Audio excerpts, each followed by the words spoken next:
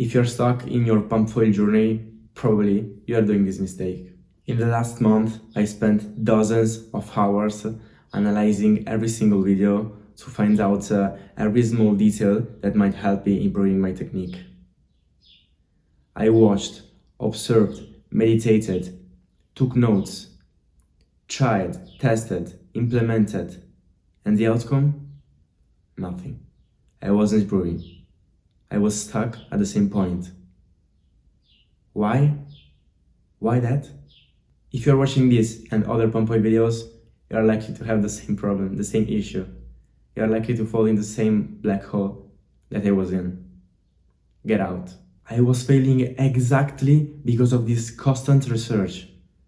I was getting on the board and I was so overwhelmed by all these informations that I couldn't do anything. I freeze. Think about it. How can we think about our feet placement, the arm swing, stay high on the mast, press with the back foot, don't press with the front foot, project your weight forward, and all these million things while we are flying over the water, while we are trying to not lose the balance? It's impossible. How can we process what's going on? Think about what we have to do and implement all at the same time while trying to stay balanced on a tiny board on top of the water. It's impossible, right? We're not computers. We cannot do that. It's humanly unfeasible. But then I found a solution. Instead of adding, I started removing. I removed all the non-fundamental informations, and I remained with only a few important key informations.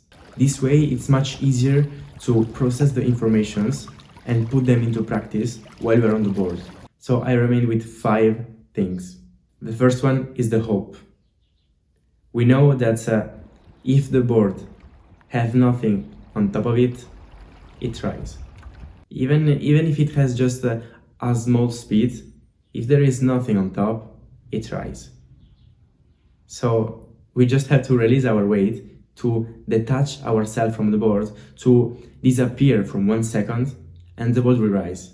This is the first thing, because if we cannot get height on the mast, we cannot pump, of course. We will just touch the water. Forget the arms at the beginning. They are confusing. And if you're waving like a bird, it's harder to maintain the balance. So just focus on going weightless. Even if you're doing this weird movement with your arms, it's better a small weird movement with your arms than waving like an albatross. Because how can you maintain the balance if you're moving like this on the board? The second thing is the weight shift. Okay, with the first thing, we can gain height on the mast. But we also had to convert this height into actual forward momentum, otherwise we will just stall. How? By shifting our weight.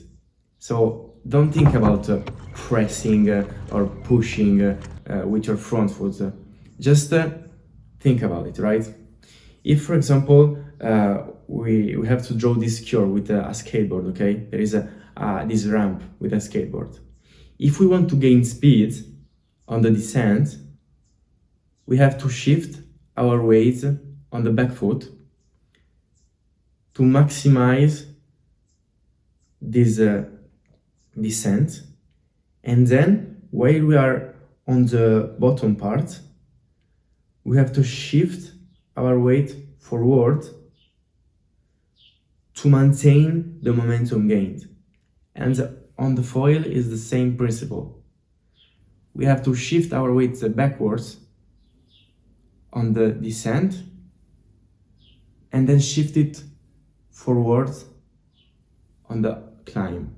It's not hard, and it's actually kind of natural while you're hopping, because yes, we are hopping, but if while we're hopping we also go a little bit forward, we are also shifting our weight. The only thing is that we have then to shift our weight on the back foot again on the descent. Otherwise, we will just stall. The third thing is to stay high on the mast. I know, I'm sick of it myself because I'm repeating it in every video, but it's so important. Not because of the mast drag, but the deeper we are in the water, the deeper the foil is in the water, the higher the density, right? So it's like if the foil is going against a wall instead of against the air. And in the air is the same principle. The aircrafts are flying high because the pressure is lower, so they requires less effort, less energy to proceed forward. And in the water is the same principle. The higher we are, the less drag we receive because the water is less dense. And this, as you can imagine, results in less effort to proceed, to move forward. And this is exactly what we want. We want less effort. We want to be more efficient. So it's important to stay very high on the mast. And this leads us to the next point, to the fourth point, which is keep the board flat. If you are tilting the board up a lot and down a lot, we are not keeping the foil high on the water, and we are also wasting a lot of energy. Again, it's a weight shift, not a push.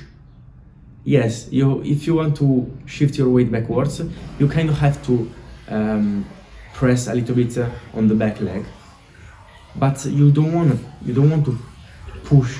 You don't want to tilt your board towards the water. Just like you don't want to point it super up, because then you have to turn it again on the descent. So we want to try to keep the board kind of flat on the water. And the fifth thing, which I believe it's probably the most important, because it's helpful for all the previous 4 points, and nobody is talking about it, is to be sloppy, to be relaxed. I believe that for the pros it's kind of easy, it's natural, but for us beginners, it's so hard to be relaxed and to be flexible on the board. But it's so important, because if we are stiff, we're blocking the foil when it wants to rise, and maybe we are heavy when during the glide, so we are just losing height but without actually gaining speed. That's why it's so important to be light. Imagine that you are a sloppy kid in a skate park. You are so natural, so relaxed on your board with your oversized clothes, okay? Be relaxed. Be relaxed. Enjoy the ride. Feel the foil. Go along with it. Make this mindset shift. Focus on these few things, and I'm sure that you will improve faster than you used to do until now. All the rest comes natural, or it's of secondary importance. Yes, it's important to lift your back heel, but if you're hopping and shifting your weight forward, it's natural that you're lifting your back heel. Yes, it's important to swing the arms so that you're giving you the tempo and you're helping the hop. But again, it's kind of natural, because if you're hopping, you want to lift the arms. So then later on, when you have this leg movement dialed in, then you can kind of adjust this arm swing to be more fluent, more pleasant to the eye, and also more helpful and more melodic. I don't know how to say it. But all these things come after. If you're thinking about everything at the same time, it's not gonna work. So focus on the 5 most important things. If you want to know more about this topic and other topics, and basically everything that might help you in your pump foil journey, please check out my pump foil guide. If you want direct help, or if you feel the calling to help other beginner pump foilers, you can join my community. The link is in the description as well. And that's it. Thank you very much for watching. I hope that this video is helpful, and see you on Monday in the evening, 7:30 UTC. Bye.